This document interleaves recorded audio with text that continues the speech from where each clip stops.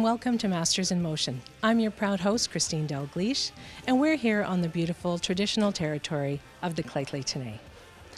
Masters in Motion is all about seniors in sport.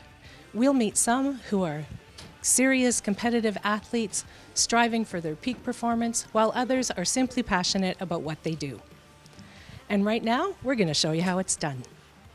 We're here at the Prince George Golf and Curling Club with Terry Pipke, and he is a member of a fantastic team. He is part of BC's Blind Curling Championship team, and they are going to be going to Winnipeg to the Western Canadian Championships from March 8th to 11th. So any minute now basically is when they're going to start competing. And so Terry, how wonderful is this? Well, this is great for us because we've been able to do this for the last 10 or 12 years. Prince George first got into blind curling back in 2001, and we never got out of our province for the first 8 years. And since 2008, we've managed to place in the top 3 most years since then. Oh, wow, that's wonderful. What changed for you for the game?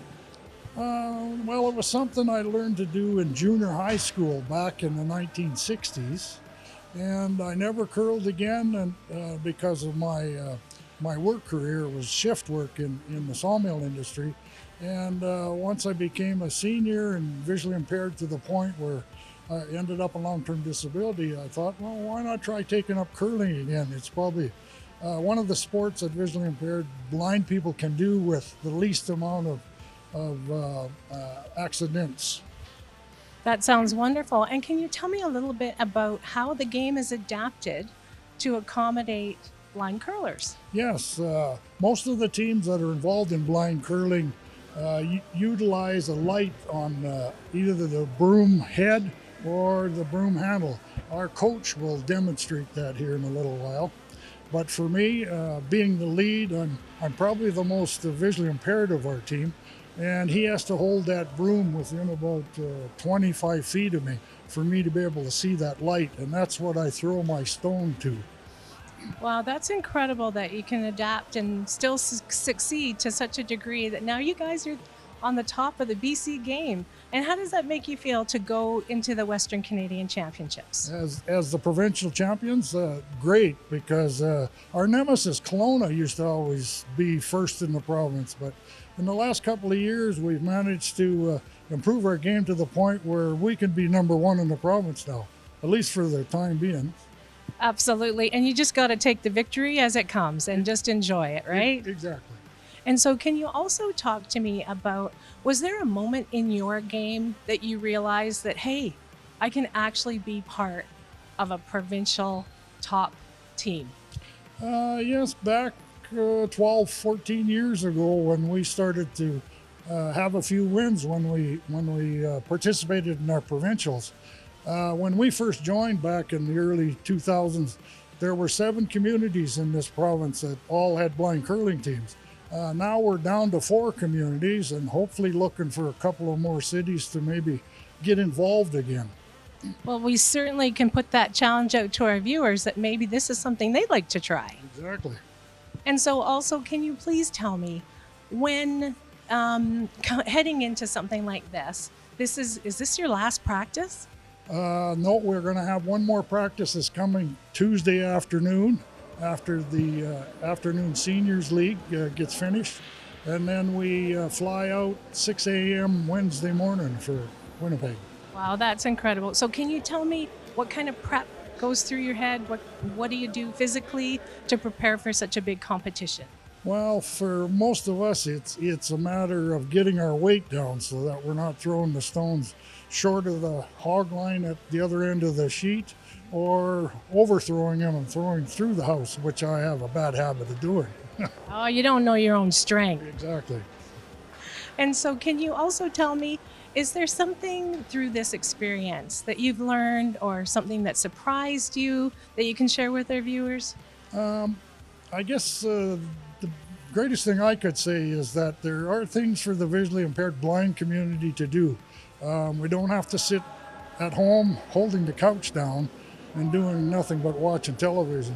We can get out there and get some exercise and have some fun doing it. And that's great advice for us seniors as well, not just visually impaired people, right? Everybody can get off the couch, that's for sure. That's right. Is there anything that you'd like to add, Terry, that you think is important? No, not at this point in time. I'd like my other teammates to maybe say a few words. Absolutely. I don't want to take the spotlight here. Absolutely. It will give them their turn as well. Thank you so much, Terry. Thank you, Christine. We're here with Eric Rosine, and he is the skip of the team. And so, Eric, can you tell us a little bit about what your duties are? Well, if most people know about curling, the skip is the last player on the team to throw the last 2 stones.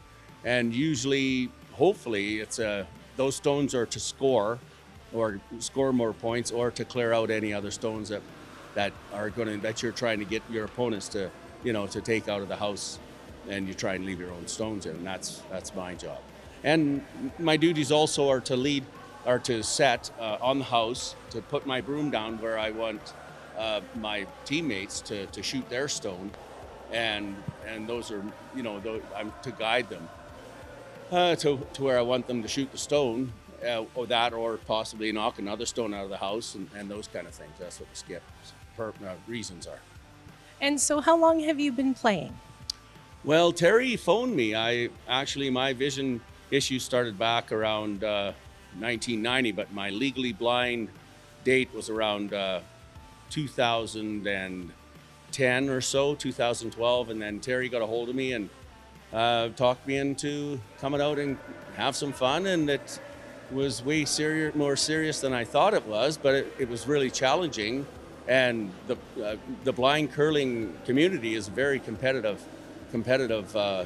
curling community, and we're trying to build as many people as we can to get out, and people who are visually impaired and are stuck at home and are not knowing what to do. This is one perfect way to get out and enjoy yourself and meet really good people. That sounds wonderful. Thank you very much. Thank you. And I curl third on the blind curling team, and I do it because I enjoy competition. That sounds wonderful. Yes, I like competition. And so, being part of the BC Championship team, was there something in your recent past that kind of changed your game for you, that you helped get over that hump and you're now top in BC? No, the first year I started, I was okay in the whole Western Canada. So, but what I would like to do is coach somebody. Like, we're looking for younger ones, because we're one of the provinces that are the oldest team in the league. Like, there's kids in Saskatchewan, there's kids in Alberta. They play too, and we don't have that. We need that. Well, that sounds like a perfect invitation to me. Yes. So we'll put the call out for sure. For sure, would be great. And it doesn't matter what age, it doesn't have to be, even if they're about 12, 14, they still could curl with us to start, There's no such thing as over 19 or whatever. There's no liquor involved. Sounds it's a family good. thing. Yeah. Okay, that's good. I Okay. hope we'll win this year again. Bring it back here. I'd like to host this thing here in 2 years. I'd like to bid on it, just to bring it to here into Saskatchewan. I think we need a bigger rink, though. Okay. That's stopping us. We need 8 sheets of ice to run the tournament. Well, there you put it out to the world now that Yeah. you want it to come to Prince George. You bet. Okay, thank you. Thank you. So here we are with our wonderful coach, Jack Nyland, and this is his chance to brag it up a little, because Prince George is the #1 team in BC, and we want to hear about how great they are. Well, they're a great team. They're super athletes, and they've been demonstrating their ability for several years now. And Terry told you about how many times they've been at the top of the Western Canada. And what's really amazing is these characters are able to adapt to a game that requires a lot of sight. And what they end up doing is, most people can see the far end of the ice. They can't, so they depend on a light. We hold this light in front of them, but very close. So it's a team effort. Eric has to figure out where he wants the rock to end up. Somebody has to hold the light to line it up, and the players have to throw. And the thing is, it's a team effort totally, and we're very fortunate to have three very, very well adjusted athletes. They've all been great in their own fields, and now they're becoming curling experts. So they're going to Winnipeg, and hopefully they will do a good job again. And considering they won the provincials here against 4 other teams, says that they're well positioned to do well in Winnipeg. That sounds wonderful. I'm so proud of them myself, and I'm sure the rest of Prince George is thrilled to know that we've got Prince George representing BC at the Western Canadian Championships. Right on. Thank you. Okay. I hope you enjoyed this episode of Masters of Motion, and maybe you got inspired to move a little yourself. We'll see you next time.